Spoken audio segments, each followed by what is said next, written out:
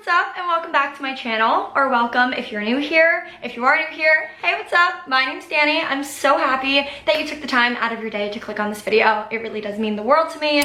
Make sure to subscribe if you guys like what you see so far, or you can subscribe at the end of the video. It doesn't matter to me. I would just love to have you join our family. Obviously, you saw the title, you clicked on this video, you know it's about to go down, and we're gonna have so much fun, I promise. Just as a little bit of context, I've been doing YouTube for the past 7 years. For those of you who've been here since the beginning, I've taken you through my awkward middle school and high school years, my college search process, all 4 years of my college experience, my job search process, and now the beginning of my first job post-grad. So I have literally every major life event since I was in 8th grade documented. So needless to say, I would 10 out of 10 recommend that everybody start a YouTube channel, even if it's for the sole purpose to document memories. But especially right now, I don't think many people are starting YouTube channels just for the sole reason to document memories. A lot of people are starting this to be successful, which I totally understand. And of course, I'm not sitting here in front of you with millions of subscribers. I wish I was, but I do know a thing or two about getting started and how to build an audience. So I figured we could split this into 2 parts. The first part of this video, I'm going to be giving you guys tips on how to start a YouTube channel, and then the second part is going to be telling you a little bit about how I edit. So if you're not interested in the tips and you only want to see the editing portion,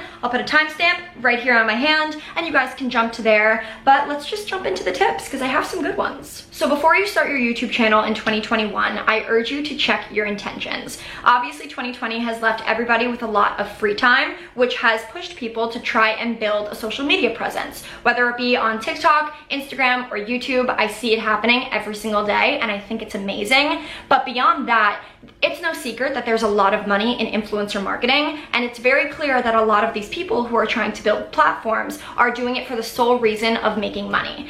And although that is very much possible, that isn't gonna come for a very long time. So if you're going into it with the sole intention of making money and working with brands and doing all this crazy traveling, you're in it for the wrong reasons. Like I said, I've been doing this for 7 years, but I didn't end up making money from my channel until year 2, and I didn't end up signing with my manager until year 4. So it's definitely a slow process, but it's rewarding in ways beyond monetary. So now that you've checked your intentions, you can check off that box, and now it's time to manage your expectations. Like I said, growth on YouTube and gaining money on YouTube can be a very, very slow process, even for people who have seemed to blow up overnight, like say Emma Chamberlain. Did Emma gain subscribers incredibly quickly? Yes, and there's no denying that, but she had quite a few videos up on her channel before the first few videos that started to blow up. Even your favorite creators who have millions and millions of subscribers had to start somewhere, and although the growth process can be kind of slow, it can happen a lot faster than you think with very hard work. This lighting is so strange. Okay, so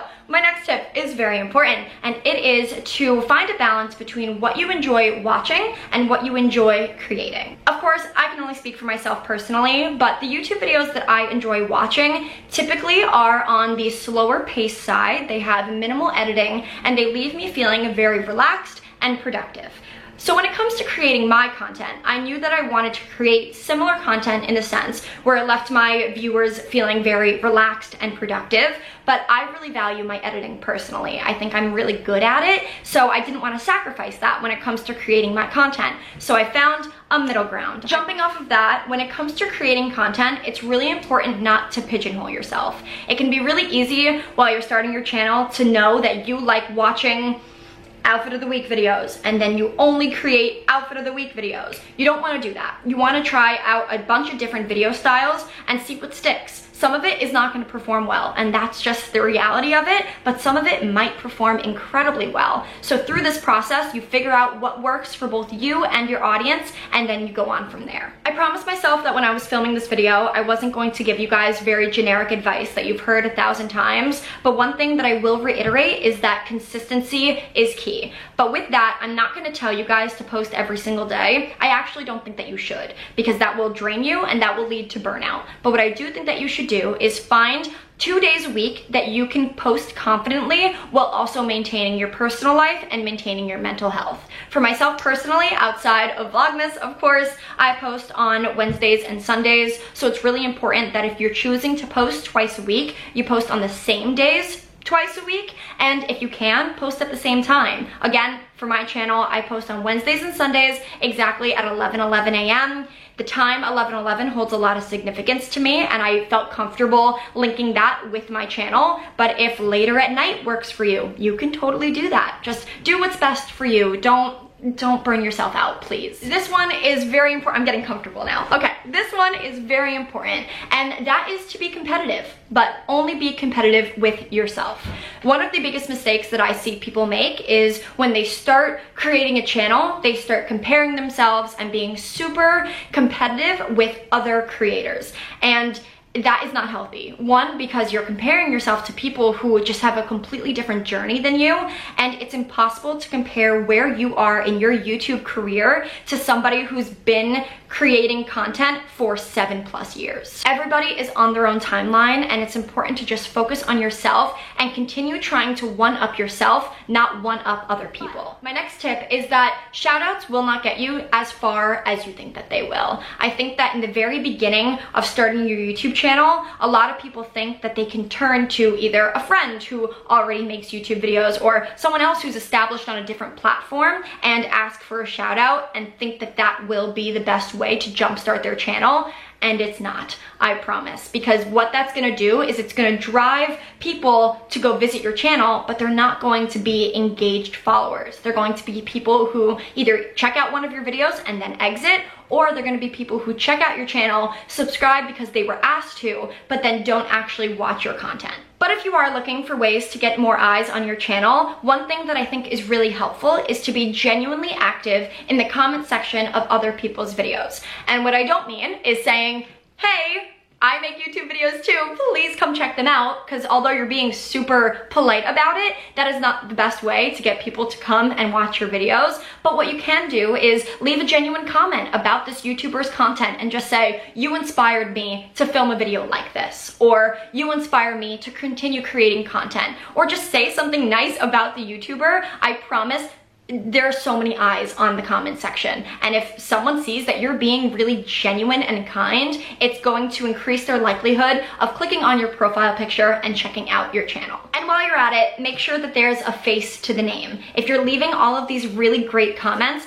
make sure that you have an eye-catching profile picture to match, because that's just gonna amplify the likelihood of people clicking and viewing your channel and then leading to more subscribers. Also, I hate to break it to you, but most of the time, especially in the beginning, when people are finding your YouTube videos, they're gonna be finding you through the YouTube recommended page, which is great, but oftentimes those viewers don't lead to subscribers. It's just one-time views, but if they really like that video and they just chose not to subscribe for whatever reason, you wanna make sure that if they see one of your videos in their subscription, or sorry, not in their subscription box, in their recommendation page, again, that they recognize your face and they're like, oh my god, that's that girl Danny. I really like that one video that she made. Now I'm gonna watch this one and subscribe. And the last tip that I have to offer you guys is to establish yourself on different social media platforms. Now, I feel like I don't really have to say this because at this point, that's what everyone wants to do, but I'll just drive it home a little bit more. When it comes to creating videos, you also want to make sure that there is an Instagram page that is in correspondence with your YouTube channel. Because what I've found is that I create all these videos and then I post pictures on Instagram that aren't always necessarily associated with my videos, and then people find me because they like that particular photo and then have no idea that I create content. But then in the future, when I post on my Instagram story and I say, check out my newest Vlogmas video, there are people who only have followed me for my pictures and then say, oh my god, I didn't know she made videos, and then go and check them out and then subscribe. And that concludes all of the tips that I have for you guys. So if you only clicked on this video for the tips section, I totally understand, and I guess I can say goodbye now, but I hope you decide to subscribe before you go. I've been posting pretty much daily in the month of December, and then in 2021, I'm gonna be ramping that up even more. So I hope you decide to stick around, but with that, let's just jump into how I film and edit my YouTube videos.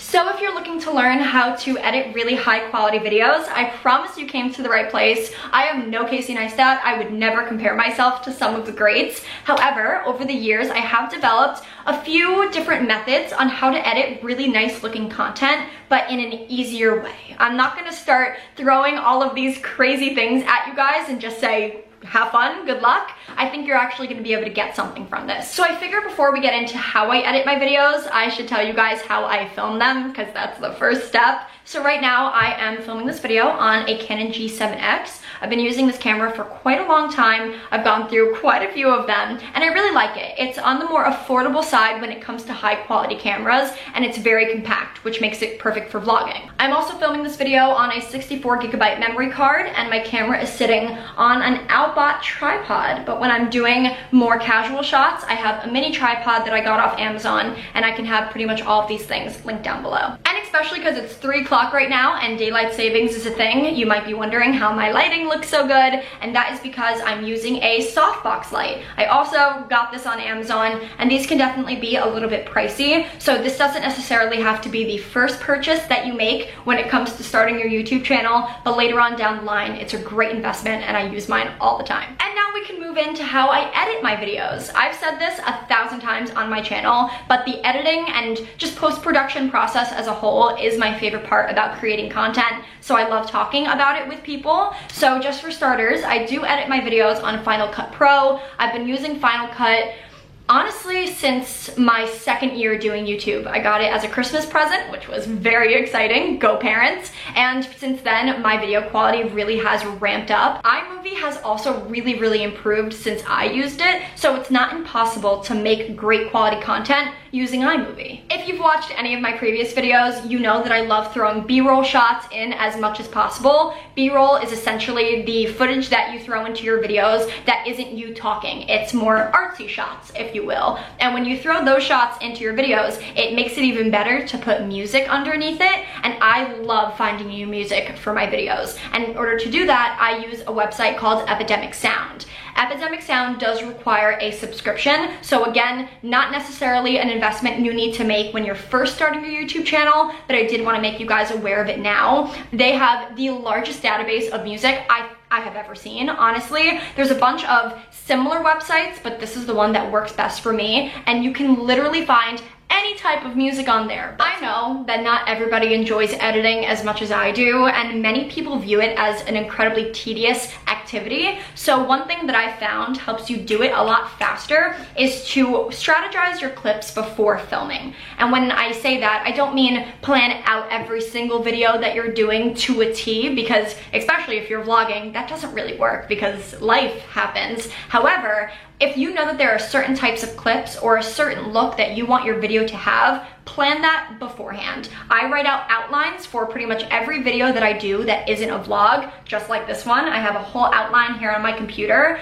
and it really helps to sit down before filming your video and visualize what you want that video to look like. And then once you import all of your footage into your editing software, another thing that I found helps me edit my videos super fast is to look for peaks in the audio. For example, if I'm talking to you right now and I want to make a cut, obviously it's going to be peaking a lot because you're going to see like the sound waves, and then if I just stop talking like that, then you're gonna see a dip, and you know that those are the places where you need to make cuts. Consciously looking for those peaks and dips in sound waves can help you edit so much faster, especially if you have a 12-minute clip just like this one. You don't need to watch through all 20 minutes of footage. You can look for dead space in that footage and cut that out right away, and it cuts your editing time in half. And then once you finish your video, you want to create an eye-catching thumbnail, and what I use to make mine is PicMonkey.com. I feel like everyone and their mother uses this website, but for a good reason, because I like to call it Photoshop for Dummies. It essentially has every single function